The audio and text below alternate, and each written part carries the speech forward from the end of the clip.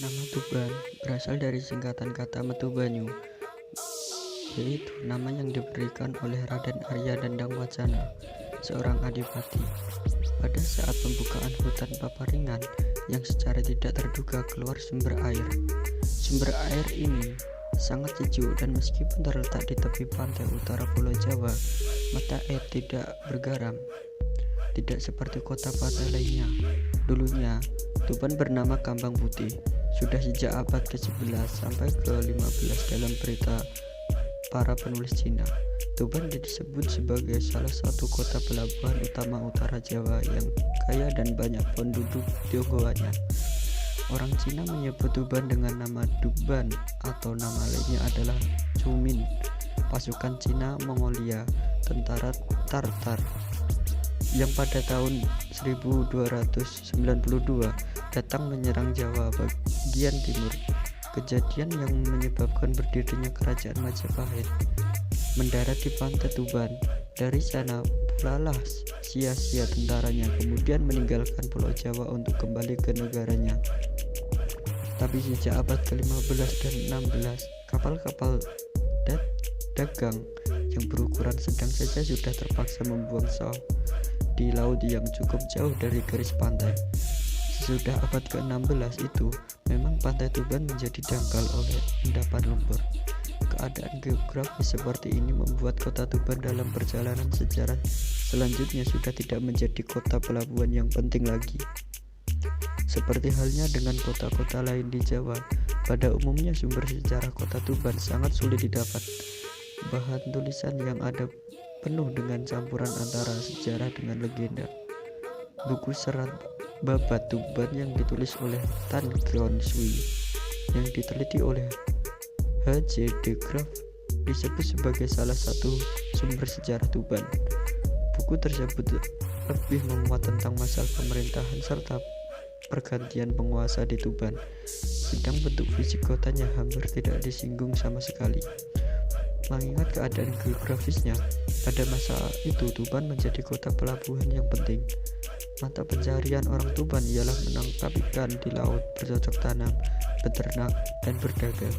Hasil panennya adalah beras, ternak, ikan, gendeng, ikan kering, dan ikan asin yang dijual baik ke daerah pelosok maupun kepada para saudagar di kapal-kapal dagang yang berlabuh untuk menambah persediaan bahan makanan. Selain bekerja sebagai nelayan, penduduk Tuban juga melakukan pembajakan dengan menggunakan perahu-perahu kecil. Kapal dagang yang muatnya berharga yakni rempah-rempah yang sejak dulu mengarungi laut Jawa dari dan ke kota-kota dagang besar seperti Gresik dan Surabaya jadi sasaran empuk mereka. Tuban sering disebut-sebut sebagai kota penting di daerah pesisir utara Jawa Timur.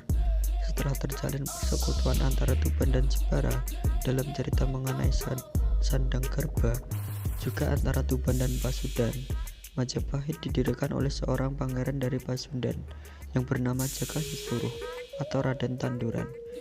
Ibu Jagasisuruh konon kelahiran Tuban dan kakak laki-lakinya bernama Arya Bangah yang kelak menjadi pejabat di Tuban. Hubungan antara Tuban dan kota kerajaan di pelosok Jawa Timur, Majapahit, memang ada dalam sejarah.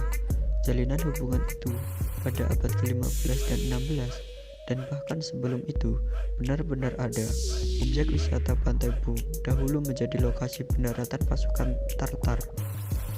Ada beberapa alasan untuk percaya akan adanya hubungan antara Pasundan dan Jawa Timur pada zaman dahulu. Mobilitas rakyat baik di wilayah kerajaan di Jawa Tengah dan Jawa Timur maupun di laut sepanjang pesisir utara mulai tumbuh lebih besar daripada masa kemudian. Di masa itu, para pejabat tidak mau lagi melepaskan para petaninya demi menjamin masuknya hasil panen tahun secara teratur. Posisi dinasti Ronggolawe di Tuban cukup penting. Ayah Ronggolawe Dandang Wacana pergi ke Bali untuk mengambil putri Bali bagi Raja Majapahit. Raden Wijaya, putri Bali ini kelak menjadi nenek Ratu Majapahit yang kemudian dikenal dengan nama Ratu Kenya. Ronggolawe sendiri dan putranya adalah pahlawan keraton Ratu Kenya dalam peperangan melawan Adipati Blambangan. Menak Jinggo yang meminang dia, Rogolawe menjadi pahlawan dalam Belanda klasik sejarah di Jawa Timur yang disusun pada abad ke-15 atau sesudahnya.